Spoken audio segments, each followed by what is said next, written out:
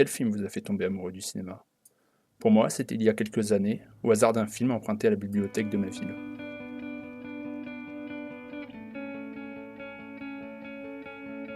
Once upon a time, I was of the mind to let Par ces deux coyotes qui traversent la route, après une heure d'une déambulation sanglante dans Los Angeles, s'écrit un moment de poésie, suspendu dans le temps. La symphonie parfaite entre tous les outils du 7e art, aboutissant à un poème visuel seulement permis par le cinéma. Un imprévu du tournage que le réalisateur a su capter en une synthèse mystique de l'odyssée de ses personnages, animaux sauvages perdus eux aussi en leur époque, dans la jungle de la Cité des Anges. Collatéral est un film à voir et à revoir, surtout après le dernier Mission Impossible. Finalement, peut-être que Tom Cruise aussi c'était mieux avant.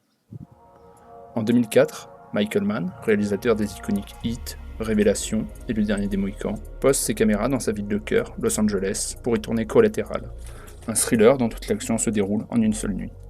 Max, chauffeur de taxi rêveur, prend en soir un client, Vincent, qui lui paie ses services pour la nuit.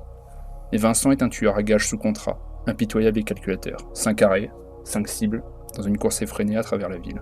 Michael Mann s'adjoint pour la première fois de sa carrière les services de la caméra numérique, encore marginale dans l'industrie. La technologie est cantonnée à l'époque à un usage domestique ou télévisuel. Mais elle va donner à l'image du film un rendu caractéristique, quasi documentaire. Les représentations des étendues labyrinthiques d'asphalte déserte, illuminées par les lumières publiques si spécifiques du Los Angeles du début du millénaire, sont inédites à l'époque. Au-delà de ça, la haute définition permise par le numérique capte la lumière à un niveau de détail qui donne à Michael Mann la possibilité de sa vision. Une mise en évidence de l'aspect inhumain et tentaculaire de Los Angeles, personnage à part entière de l'œuvre, plus impressionnante encore parce que déserte. Le film s'apparente à une tragédie, respectant l'unité de temps et de lieu chère au concept, peuplé de personnages en prise à des forces qui les dépassent, dont ils ne peuvent s'échapper, inévitablement amenés à s'entre-détruire. Michael Mann est un réalisateur hybride, saturant d'un réalisme chirurgical des histoires romanesques parfois peu vraisemblables. Les personnages y sont des variations autour des archétypes du genre.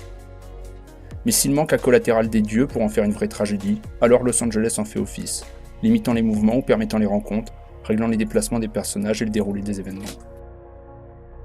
Tom Cruise de son côté trace la parallèle avec le samouraï, une de ses inspirations pour le rôle. Un tueur froid, habile, jouant au chat et à la souris avec sa proie, Max, retardant l'envie le moment de s'en débarrasser.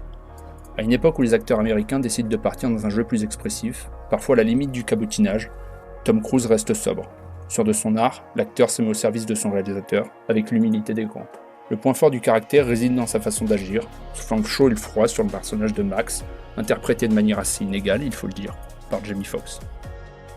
Le truisme d'Hitchcock sur la qualité d'un film par rapport à celle de son antagoniste prend ici tout son sens, car Vincent est le personnage que Max devait rencontrer, végétant dans un emploi de chauffeur de taxi, enchaîné à des projets sans cesse repoussés, la tête pleine d'espérance. Vincent débarque comme un rappel que la vie est courte, surtout en sa compagnie. Il est un point de passage que Max ne peut pas contourner. Engagé dans une perpétuelle fuite de sa vie, Vincent met Max au pied du mur. Un retour au réel brutal, inévitable pour avancer. À l'image de ces lignes d'une réalité crue, lancée au visage du chauffeur de taxi, se rêvant gérant d'une compagnie de limousine. Suddenly you are old.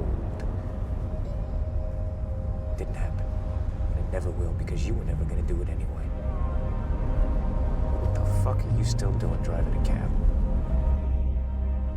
Le balancement de caractère est parfait, l'un à l'opposé de l'autre. Entre le feu et la glace, la cohabitation n'est que temporaire et amorce l'inévitable conclusion, la destruction de l'un, de l'autre, ou bien des deux.